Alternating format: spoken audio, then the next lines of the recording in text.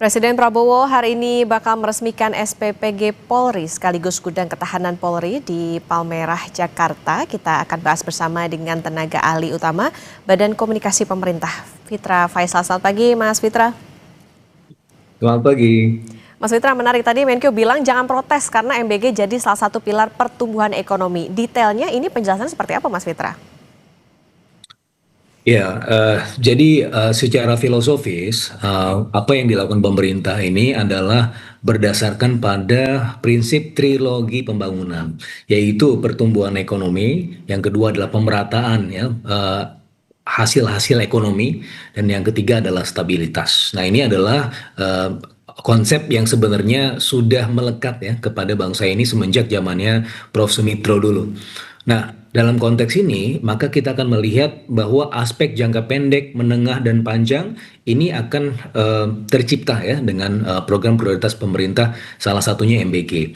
Nah, kalau kita khusus kepada MBG, kajian dari World Food Program dan juga Rockefeller Cross Country Analysis, hasilnya adalah menyajikan bahwa setiap $1 yang diinvestasikan kepada sumber daya manusia, dalam hal ini juga makan bergizi gratis, itu akan bisa menghasilkan tambahan nilai ekonomi antara $5 sampai $35. Jadi bisa 5 kali lipat atau bahkan bisa 20-30 kali lipatnya begitu, Mbak. Jadi dalam konteks ini itu adalah landasan filosofis dan juga empirisnya. Dan bagaimana yang terjadi di Indonesia, apakah sesuai dengan kaidah itu? Nah, kalau kita melihat ya, sepanjang tahun 2025 misalnya ya, dan bahkan ada pengumuman BPS kemarin bahwa sudah tercipta 147,91 juta tenaga kerja ya, pekerja yang masuk ya ke lingkar inti ekonomi, yang merupakan tambahan ya 1,371 juta itu adalah penambahan gitu ya, ada tambahan tenaga kerja dari periode pencatatan sebelumnya. Dan dari 1,371 juta itu di kuartal keempat saja itu bisa menghasilkan 0,381 juta orang, artinya 380.000 orang ya masuk ke akomodasi makanan dan minuman. Artinya apa? Dalam hal ini berarti ya program-program prioritas pemerintah termasuk di dalamnya MBG itu menghasilkan pertama ya hasil penyerapan tenaga kerja ya di jangka pendek. Yang kedua juga kalau kita melihat angka pertumbuhan ekonomi ya yang 5,39% di kuartal keempat dan 5,11% di whole year, ini juga mencerminkan kaidah-kaidah tersebut. Karena kalau kita breakdown, yang pertama, kalau di kuartal keempat saja, itu PMTB, yang Gross Fixed Capital Formation, tumbuh 6,12%. Itu sejalan dengan meningkatnya ya investasi, terutama di salah satunya adalah di SPPG. Sehingga dalam hal itu dikelompokkan dalam konteks belanja modal. Tidak hanya itu, kita juga melihat bagaimana pertumbuhan di sektor pertanian ya di sepanjang tahun 2025 itu 5,33% dibandingkan dengan misalnya tahun 2024 yang cuma 0,68%, pertumbuhannya rendah sekali, dan dibandingkan dengan 2023 yang 1,3%. Artinya apa? Dalam hal ini memang di awal pelaksanaannya pelaksanaan MBG, SPPG itu memang ada ya beberapa kelemahan, termasuk diantaranya adalah crowding out, artinya ada penyerapan komoditas besar-besaran di pasar sehingga memicu kenaikan harga di awal-awal. Tetapi pada akhirnya seiring dengan berjalan para pengusaha pemilik SPPG dia juga kembali ke hulunya. Hulunya apa? Dia membuat peternakan, dia kemudian membuat beberapa aspek-aspek atau sektor pertanian yang diperkuat ya dari sisi hulunya sehingga mereka bisa mendapatkan supply yang relatif lebih continuous.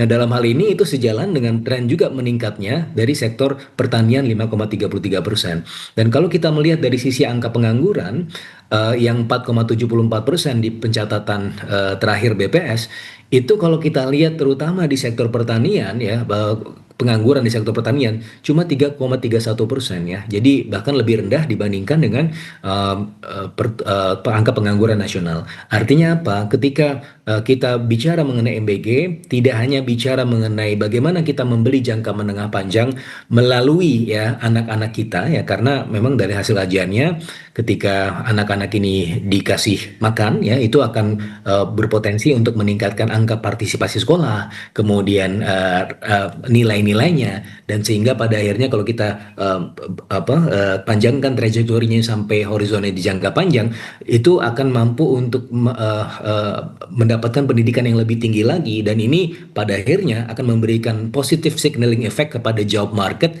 dan pada akhirnya mereka akan terserap tenaga kerja, menjadi tenaga kerja, tapi tenaga kerja yang bukan tenaga kerja yang biasa, tapi tenaga kerja yang berkualitas karena memang sudah diintervensi semenjak dini. Itu jangka menengah panjangnya. Tapi ternyata di jangka pendeknya kita juga bisa melihat ya bukti-bukti ya bahwa ada penyerapan tenaga kerja, kemudian ada efek pertumbuhan ekonomi dan seterusnya. Dan apalagi kalau kita lihat ya, terutama yang mencorong kan tentunya performa di kuartal keempat ya. Di kuartal keempat ini 5,39% itu adalah pencapaian yang sangat signifikan karena juga didorong oleh beberapa aspek yang saya sebutkan tadi. Dari sisi daya belinya, pertumbuhan dari sisi konsumsi itu 5,11%, itu di atas rata-rata. Jarang sekali pertumbuhan konsumsi itu di atas 5%, dan kemarin kuartal keempat karena memang sejalan dengan tren spending untuk membuat SPPG dan juga untuk menggiatkan MBG, itu sejalan dengan itu, artinya dari sisi konsumsi oke. Dari sisi investasi ya, bagaimana angka PMTB itu juga oke, sejalan juga dengan penambahan likuiditas dari pemerintah ya, dari yang sebelumnya ditaruh di Bank Indonesia kemudian dimasukkan ke sistem 200 triliun rupiah. Artinya apa yang disampaikan oleh Pak Purbaya tadi adalah this is working ya. Memang masih ada kekurangan, tetapi ya kita lihat trajektorinya ternyata trajektori yang lumayan positif begitu.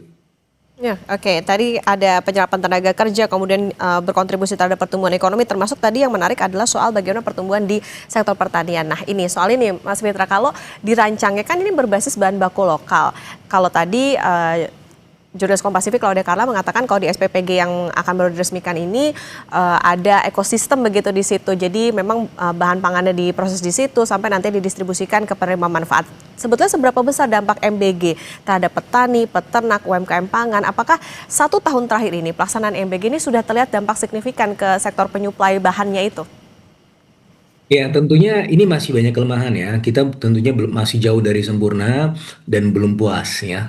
Karena kita akan melihat nanti ada proses continuous improvement. Tapi setidaknya dari sisi pencapaian-pencapaian dari sisi angka-angka ya, kalau kita lihat dari sisi nilai tukar petani itu di atas 100, 110, 120. Nah, ini ada peningkatan ya dari sisi kesejahteraan petani. Dari sisi pelibatan UMKM ya, itu juga ada peningkatan. Dari sisi kepercayaan konsumen kita juga bisa melihat bagaimana kemarin angka kepercayaan konsumen menyentuh 127 ya, salah satu yang tertinggi ya dalam beberapa tahun terakhir. Itu artinya apa? Dari sisi demand, konsumen juga punya keyakinan cukup baik ya terhadap potensi ekonomi ke depan. Nah, ini angka-angka ini memang mencerminkan secara trajektorinya ini MBG dan juga pembuatan SPPG dan seterusnya itu membuat potensi ekonomi daerah lokal itu bisa meningkat. Nah, ini juga yang kita bisa saksikan ya bagaimana ini sesuai ya dengan target-target dari pemerintah bahwa ekonomi bisa tumbuh, yes. Tetapi tidak hanya ekonomi, apakah ekonomi itu bisa bermakna buat rakyatnya? Nah, maka ini adalah interpretasi dari proses pertumbuhan ekonomi yang inklusif dan sustainable. Nah, juga tidak kalah pentingnya adalah kalau kita melihat ya dari struktur pengeluaran middle class secara umum. Jadi kan karena MBG ini kan menyasar tidak hanya di desil yang paling bawah, tetapi middle class juga termasuk di sini. Dan kita lihat bagaimana middle class ini juga cukup struggling ya. Selama beberapa tahun terakhir jumlahnya saja itu menurun. Dari 2019 jumlahnya 57,3 juta, sekarang tinggal 47,9 juta. Jadi anjlok 9,5 juta orang, kurang lebih. Dan growth incidence curve dari middle class itu memang turun, jadi income-nya memang turun secara growth.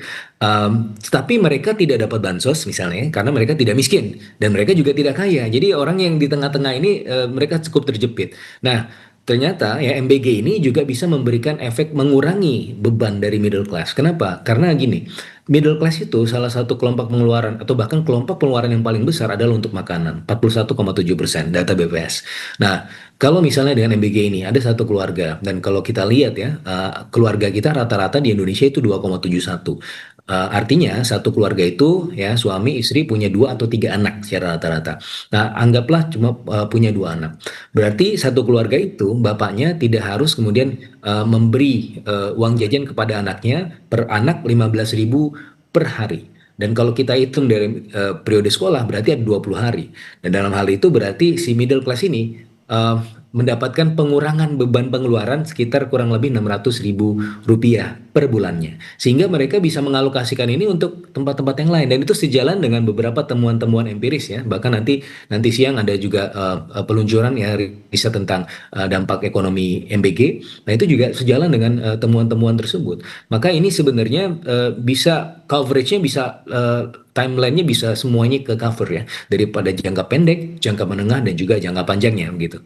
Oke, berarti memang dampaknya tidak hanya tadi ke bagaimana ekosistem yang ada di situ, petani, peternak dan segala macam, tapi juga kepada masyarakat, terutama mereka yang middle class begitu mengurangi beban. Tadi ditaksir 600 ribu per bulan. Mas Fitra, nanti kita lanjutkan lagi dan kita akan melanjutkan perbincangan bersama dengan tenaga ahli utama Badan Komunikasi Pemerintah, Fitra Faisal. Mas Fitra? Ya, Ya, Mas Fitra, kalau tadi kita bicara soal bagaimana dampak MBG tentunya yang ini continue begitu ya nantinya. Nah, soal harga, Mas Fitra, bagaimana memastikan supaya program MBG ini tidak menciptakan distorsi harga nih, harga pangan di daerah? iya, seperti yang saya sampaikan tadi ya. Jadi memang di awal ada sedikit potensi crowding out ya, di mana harga-harga pangan memang ada kecenderungan melonjak ya, karena memang ada peningkat permintaan yang cukup tinggi ya dari dapur-dapur MBG ini. Tetapi di sisi yang lain ya seiring waktu kita juga bisa melihat bahwa trajektorinya lumayan positif. Banyak investasi yang masuk ke sektor pertanian dari SPPG tersebut ya, dari para pengusaha yang investasi di SPPG tidak hanya di SPPG-nya tapi juga investasi di sisi hulunya, bagaimana membuat peternakan ya, ayam petelur, bagaimana juga kemudian menanam cabai sendiri ya di beberapa pertanian-pertanian dan seterusnya. Sehingga itu berkorelasi positif dengan angka peningkatan pertumbuhan di sektor pertanian yang 5,33%. 5,33% ini sebenarnya kalau kita lihat apakah itu angka yang fantastis? Menurut saya itu kalau dibandingkan dengan 2 tahun yang lalu ya di tahun 2023 cuma 1,31% pertumbuhannya di sektor pertanian, bahkan 2024 anjlok ya, seanjlok-anjloknya 0,68%. Sekarang kita bisa mendapatkan pertumbuhan ya 5,33%. Dan di sisi yang lain kita juga bisa melihat bahwa ada perbaikan ya dari sisi daya beli masyarakat terutama di kuartal keempat, yang mana pertumbuhan dari sektor konsumsinya itu naik 5,11%. Meskipun di whole year konsumsi hanya tumbuh 4,98% di bawah 5%. Tapi setidak-tidaknya kalau kita lihat trajektorinya di semester kedua terutama di kuartal keempat itu menunjukkan tanda-tanda perbaikan yang cukup baik dari sisi daya beli maupun dari sisi pertumbuhan sektoralnya. Dan kalau kita lihat juga angka inflasi ya yang diumumkan BPS kemarin memang masih di atas 3%, tapi kita ingat bahwa ini sebenarnya adalah efek dari low base ya, di mana tahun lalu di bulan Januari itu kalau kita ingat ada efek subsidi PLN ya 50%, sehingga berangkat dari zona yang rendah tersebut itu jadi dibandingkan secara year on year secara teknis itu menjadi lebih meningkat. Kalau kita menghilangkan faktor low base tersebut sebenarnya angka inflasi kita masih relatif terkendali, bahkan cuma 1,7 1,8% kalau faktor itu dihilangkan. Jadi dengan merujuk pada semua itu dan kita juga melihat trajektori yang lumayan positif bahwa potensi crowding out justru menjadi crowding in karena bisa meningkatkan partisipasi ya publik juga di sektor pertanian, juga meningkatkan produktivitas dari petaninya ya, NTP petani juga meningkat. Dan di sisi yang lain kita juga melihat bahwa ya aspek pemenuhan gizi masyarakat terutama anak-anaknya juga terpenuhi ya. Dan tidak hanya itu, seperti yang saya sampaikan tadi ya, orang tua beban pengeluarannya terutama di kelompok makanan itu juga berkurang lumayan ya. Jadi kalau kita melihat middle class itu adalah kelompok pengeluaran antara 2,2 juta sampai 9,9 juta rupiah, yang mana tadi kelompok pengeluaran terbesarnya adalah 41,7% untuk makanan. Nah, maka kalau kita lihat ya, jadi bagaimana potensi MBG ini mengurangi pengeluaran dari masyarakat terutama yang middle income sekitar 600 ribu rupiah per bulannya.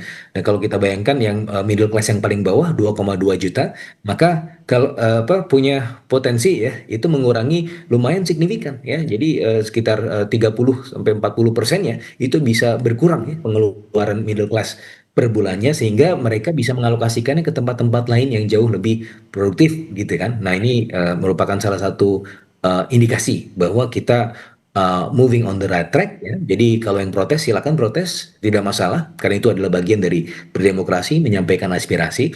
Tapi juga kita bisa ngelihat bahwa ya kalaupun kritik ya kritik yang juga kemudian bisa melihat ya secara fakta empiris bahwa ini we are going on the right track. Dan oleh karenanya saya melihat bahwa ini kita butuh juga ada kolaborasi ya dengan para analis, dengan para ekonom dan juga para peneliti juga untuk memindai kekurangan-kekurangannya di mana sembari untuk melakukan upaya-upaya perbaikan di masa depan begitu Mbak. Oke, tentunya kritik dan juga masukan ini juga menjadi penting sebagai bentuk kolaborasi tadi untuk perbaikan dan juga harapannya MBG ini bisa merata dan juga bisa memenuhi kebutuhan gizi bagi masyarakat. Mas Fitra, nanti kita lanjutkan kembali dan saudara tetap bersama kami di Breaking News Kompas TV. Kembali di Breaking News Kompas TV, saudara, dan kita akan langsung melanjutkan perbincangan bersama dengan Fitra Faisal, tenaga ahli utama Badan Komunikasi Pemerintah. Mas Fitra, kita lanjutkan kembali. Kalau tadi Mas Fitra sempat mention soal beberapa dampak sebetulnya dari MBG, termasuk juga tadi soal pertumbuhan ekonomi, kemudian pertumbuhan di sektor pertanian dan lain-lain. Yang jadi pertanyaan juga soal mengukur dampak ekonominya Mas Fitra, kebermanfaatan MBG. Apakah ini ngukurnya dari penurunan stunting kah, peningkatan partisipasi sekolah, atau ada indikator lain seperti sebetulnya Mas Fitra? Ya, sebenarnya kombinasi semua itu ya. Jadi kalau kita merujuk pada studinya dari World Food Program dan juga Rockefeller, bahwa intervensi di program makan bergizi gratis itu, setiap $1 investasi di situ akan bisa menghasilkan keuntungan ekonomi antara 5 sampai 35 US dollar. Nah, dalam time frame tentunya jangka menengah panjang. Dan kalau dalam studinya tersebut, maka Rockefeller itu sebenarnya melihat ya beberapa variabel sekaligus. Yang pertama tingkat partisipasi sekolah, kemudian ada tingkat kehadiran dan kemudian tingkat putus sekolah yang menurun, angka-angka pendidikan meningkat, dan konteks yang jangka menengah panjangnya itu bisa kelihatan juga bagaimana positive signaling effect ke job market dengan semakin meningkatnya tenaga kerja yang berkualitas ya, dan tentunya di jangka pendek juga ada hasil-hasil ekonominya.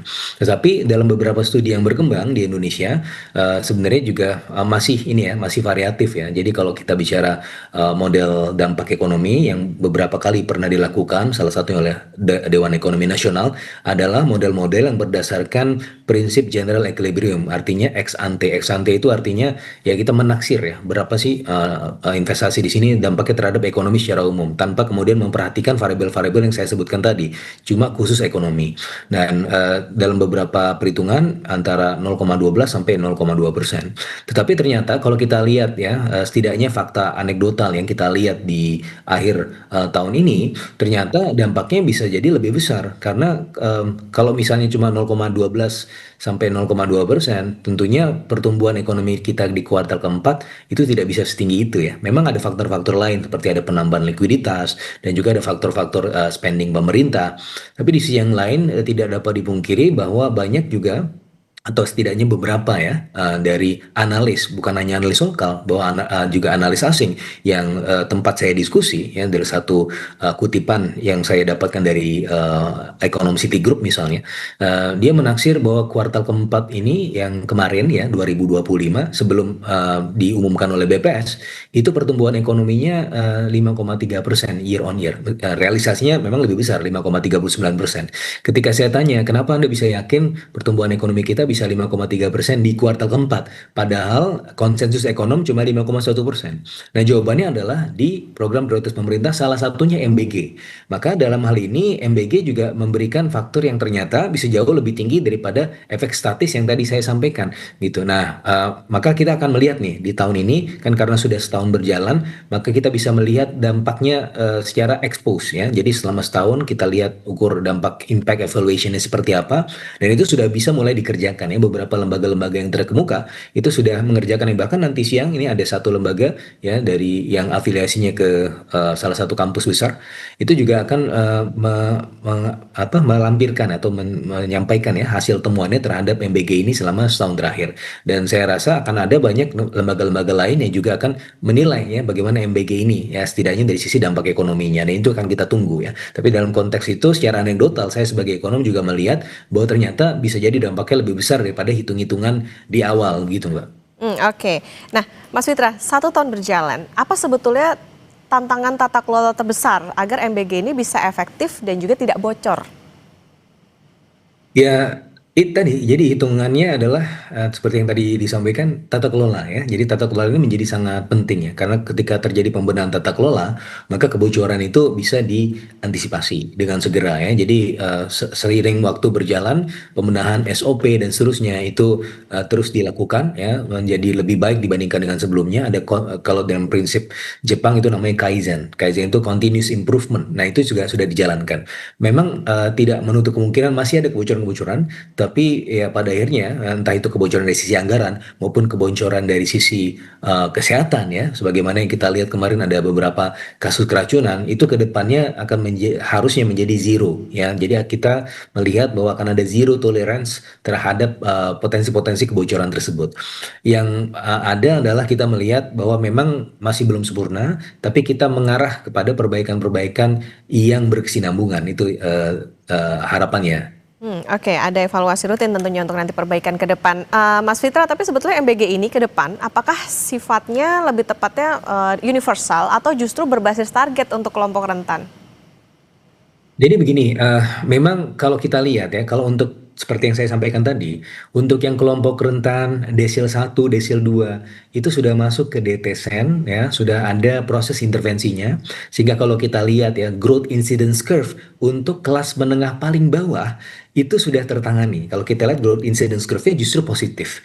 Begitu juga dengan orang kaya yang tentunya tidak perlu diintervensi. Tapi yang di middle ini, yang middle class itu, yang jumlahnya sekarang 47 juta lebih, dan bahkan kalau kita masukkan aspiring middle class itu jumlahnya bisa 160 sampai 170 juta orang. Nah, maka ini menjadi target utamanya ya. Mereka kan tidak dapat bansos, tapi mereka juga bukan orang kaya.